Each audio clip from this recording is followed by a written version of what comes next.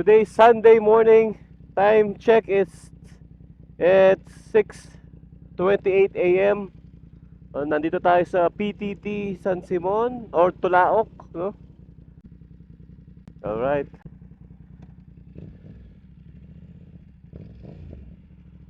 Hindi ko alam kung saan tayo pupunta ngayon. Actually, wala akong destination kung saan tayo dali ng ating motor. Ayan, so hanap tayo ng coffee shop. Guys, samahan nyo kung hanap tayo ng coffee shop around San Fernando or maybe Angeles, basta MacArthur area. So matagal na rin akong walang ride sa umaga, guys. Masarap din pala mag-ride sa umaga. Malamig, bare months na nga pala. Kaya pala malamig yung simoy ng hangin. Usually kasi mga rides ko tanghali tsaka gabi, nakakatamad kasi gumising minsan. Pero ngayon buti nakagising tayo magising tayo ng mas maaga. 5:30 yata nagising tayo. So 6:30 na ngayon. So nandito tayo sa Santa Monica. Okay. So samahan nyo ako, guys, hanap tayo ng coffee shop around San Fernando. Wala akong alam puntahan eh. Ayaw naman mag long ride ng mag-isa, dahil mahirap mag long ride ng mag-isa, guys. Pag nasiraan ka, wala kang karamay, wala kang kasama. Although masarap din mag long ride, kaso dapat prepared ka. Dapat kompleto ka sa gamit. So pero mahirap pa rin eh. Mas okay pa rin yung at least dalawa kayo or tatlo. Kahit dalawa lang, mag-isama kang isa. Walang ganong traffic sa MacArthur pag gantong araw. Tignan natin, guys, kung saan tayo makakarating. Maraming mga binuksan na coffee shops dyan bandang San Fernando or Angeles. So order tayo ng bar and adapter para magkasya yung ating mga bar and mirrors dito. Medyo malaki kasi yung tornilyo ng BMW, nasa 12mm yata, kung di ako nagkakamali. Kaya hindi natin maipasok yung bar and mirrors natin. So umorder pa ako. I think mga 10 days darating yun. Pero okay naman itong mga side mirrors natin. Malaki lang talaga. Parang kasi pang scooter to eh. Pero gusto ko yung kanyang field of view. Malawak, kitang-kita mo eh. Functionality maganda siya, pero sa forma syempre, sanay tayo sa bar and mirrors na mas clean tignan yung cockpit ng motor. So mas maganda. So chill lang tayo ngayon, takbong sandaan lang, ayan. Hindi natin kailangan magmadali, guys. Napakaganda ng araw ngayon. Napakaganda ng sikat ng araw. Malamig na hangin, di ba? Pinaka the best para mag-ride itong mga gantong klase ng panahon. Alright, guys, so we are here at San Fernando exit.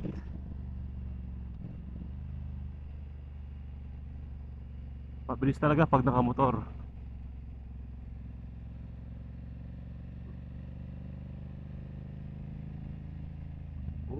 Nakakasidaw yung araw.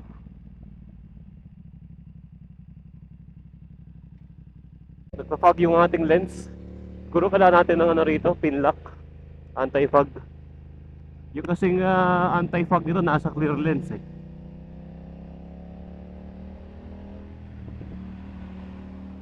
Sarap din pala mag-ride ng umaga. O, kita nyo, walang sasakyan, wala halos oh.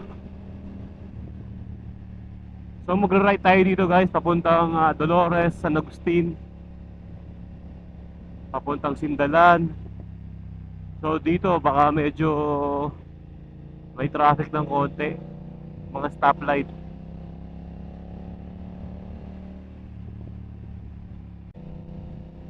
Kailangan talaga dito pagka nasa MacArthur ka, ayan, may aso oh. Dapat alert ka talaga kasi maraming elements dito eh, tulad may aso, may mga biglang kumakaliwa, 'di ba? So kailangan na medyo matindi yung riding skills mo pagdating sa mga ganitong kalsada. Mamaya check natin yung fuel consumption natin. Sa expressway kasi nasa 20 plus eh. Naglalaro sa 20 plus. Dito check natin sa mga stop and go. Naka dynamic pro tayo lagi. Which is the most aggressive mode ng F9. Malapit na to sa SM Telabastagan. Siguro pasok tayo ng Panings papuntang Friendship Road. Doon yata maraming coffee shop eh. Papuntang Panings. Ito yung tinatawag nilang Panings. Hindi ko alam bakit Panings ang tawag.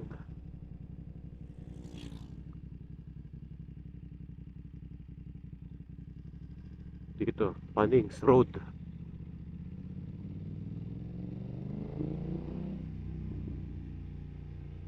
Gawa na rin siguro yung daan dito.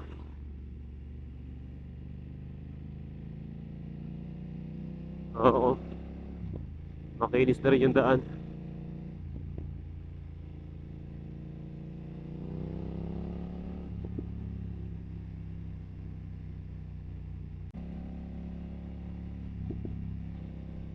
Maganda yung daan guys, oh. Aspaltado na. Kahit hindi ka na mag-expressway eh. Kung malapit ka ng San Fernando, papunta ka ng Clark, kahit wag ka nang mag-expressway siguro. Pag mga weekends mga yung tulad dito wala traffic. Hindi ko lang alam pagka weekdays kung traffic din dito. Pero maganda yung daan.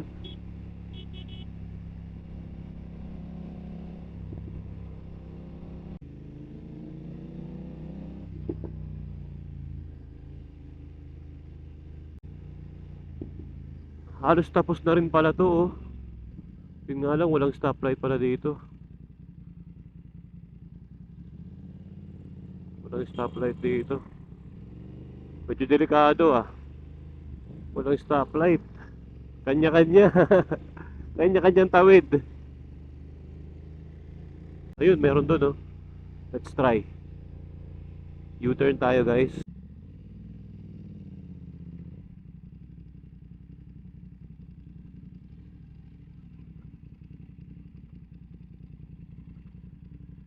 Day 1. Bukas na kaya ito? Hindi pa yata bukas to. Wala. 10 AM pa guys. Sarado. Tsaka close siya ng Sunday.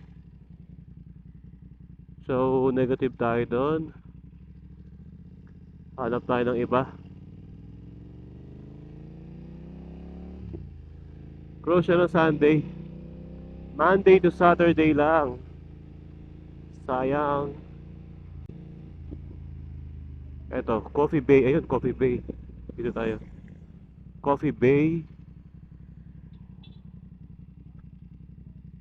Coffee Bay. Dito tayo. Malilim naman eh. Park tayo dito. Alright. Nasa Phil-Am Friendship Highway tayo. Ayun pala to. Ito pala yung Philippine-American Friendship Highway. So, okay. Ito, Coffee Bay. Open na kaya to? Boss, open na to? Ayan. Coffee Bay. Roasting 1. Cream at a time. 2009. Okay, let's try. Dito lang tayo sa labas siguro.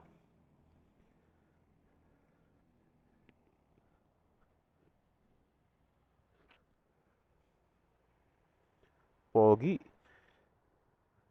Gusto kong ipataas yung upuan natin eh. Sinsan kaya pwedeng ano to, customize? Padagdagan natin ng padding. Kasi naka-low seat to eh. Medyo nahihirapan ako. Naka-bend masyado yung mga binti ko. Pero ang forma niyan tignan. Kasi parang nakatabas. Parang pang sports bike yung upuan eh. Ayan. So tara, pasok tayo guys.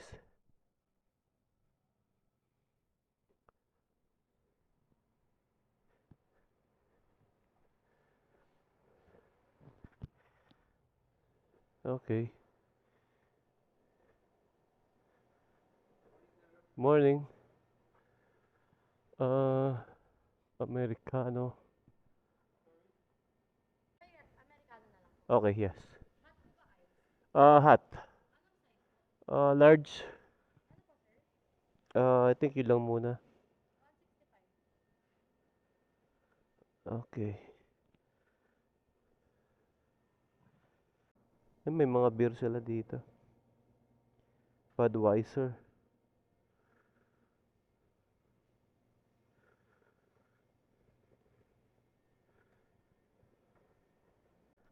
So, dito tayo sa labas. Siyempre, fresh air. Outdoor. So, wala tayo sa aircon. Magdamag na tayo naka-aircon. So, ito guys. Ito na, umorder tayo ng Americano. So, masarap din pala tumambay dito banda. Maganda yung parking. Maaliwalas. Maganda yung coffee shop. And Coffee Bay. Premium quality. Actually maganda yung lugar guys eh. Para siyang Korean restaurant din. Meron siyang Korean restaurant ano. Ayan. Maganda rito. First time ko rito mag-tambike. Sabi siguro maganda rin dito. Kaya hanggang anong oras nakabukas na sa gabi? 12, lahat yan hanggang kahit Sunday? Pag weekdays? Ganun din siya, 12 o'clock. 12 midnight, okay. Ayan, 12 midnight pagka ang closing nila. Sa umaga, anong oras nagbubukas? 7 a.m. bukas na. Sakto. Ayan, so coffee muna tayo guys. Ito guys, naka Monster Captain Paul jersey tayo. So suot natin yung ating jersey ngayon. So terno sa ating HJC Alpha 11 Monster Edition. So bihira natin magamit to kasi nga wala tayong chain mount. So okay naman to guys, magaan, maganda yung paddings, niya. Meron tayong neck mount. So pwede natin magamit yung ating HJC anytime. Kasi usually ginagamit natin yung ating Aray Shoei na GT Air 2. So namimiss kong gamitin din to eh. Yung nga lang medyo maingay lang to. Pero sa forma, ang forma niya parang race type na helmet. Yung kasing ating GT Air 2 eh pang-touring. Although okay din naman yun, maganda rin ang Shoei. Very comfortable, at saka maganda yung paddings. Pero itong HJC okay din to. Maingay lang, pero gusto ko yung kanyang build quality. Alright guys, so ito, girap na tayo. Minsan try natin gabi dito guys. Tambay tayong gabi. I think okay din gabi dito.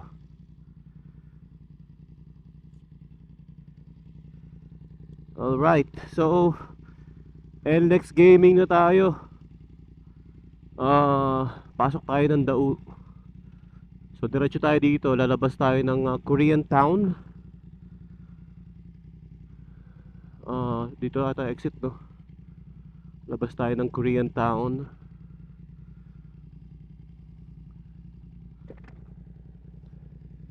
Thank you sir. Salamat.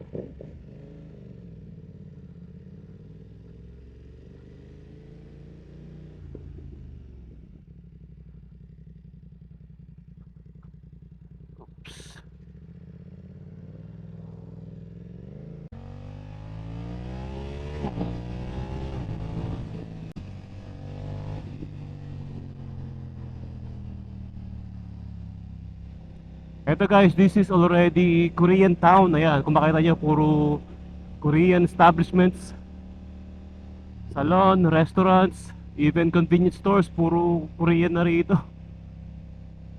This is mini Korea. Ayan, retro restaurants. Ayan, masarap din dyan.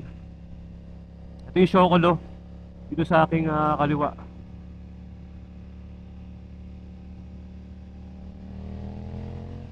Masarap mag-ride dito dahil maganda yung daan, no? Maganda yung daan, guys. Halos tapos na yung mga daan dito. Tapos na yung renovation.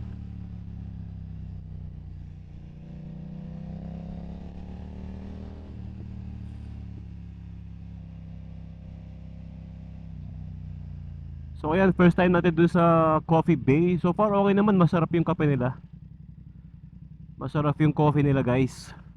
So meron tayong bagong na-discovering tambayan. Pero sabi nila 2 years na raw yun eh. So dahil hindi tayo madalas dito mag-ride, kaya hindi natin alam yun. Puro Clark lang kasi tayo.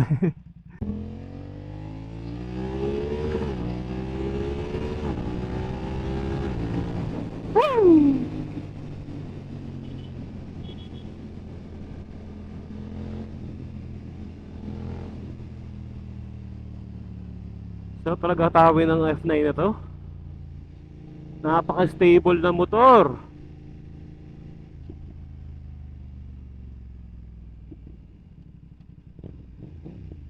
Tsaka yung torque niya napaka ano.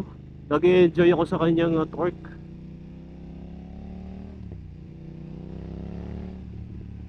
Almost similar sila ng MT-09, XSR. Similar sila ng power sa low RPM. Pero ito, I feel more confident and safe. Kasi napaka-stable ng kanyang steering.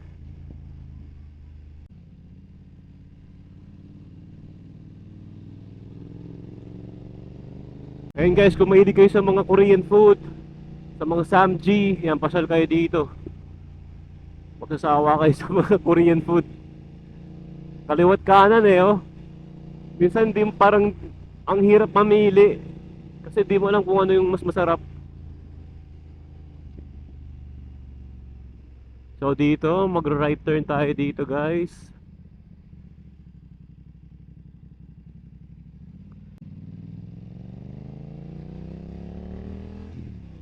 So dito kung gusto mo pumasok sa mismong Clark, meron ding entrance dyan. So dito guys, ayan. Kung gusto mong pumasok ng Clark dito, pwede ka dito. Pero kung papunta ka ng MacArthur Highway, dito ang daan mo, diretso lang. Ayan no, puro hotel dito guys. Ayan, Savannah.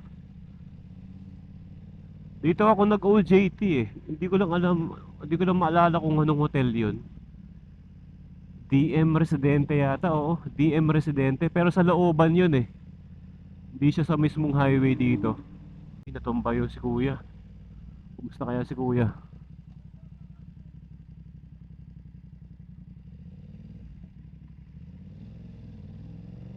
Ito, laki nito oh. Laki hotel nito. Lewis Grand Hotel, ang laki. Again, salamat sa panonood and salamat sa suporta sa aking mga vlogs, sa mga subscribers ko. Ayan, sa mga hindi pa nakasubscribe, kung nagustuhan mo yung mga vlogs ko, ayan, please hit that subscribe button. Isama mo na rin yung notification bell para lagi kang updated sa aking mga vlogs. So ayan guys, again, thank you for watching. Please keep safe and God bless. I will see you on my next one.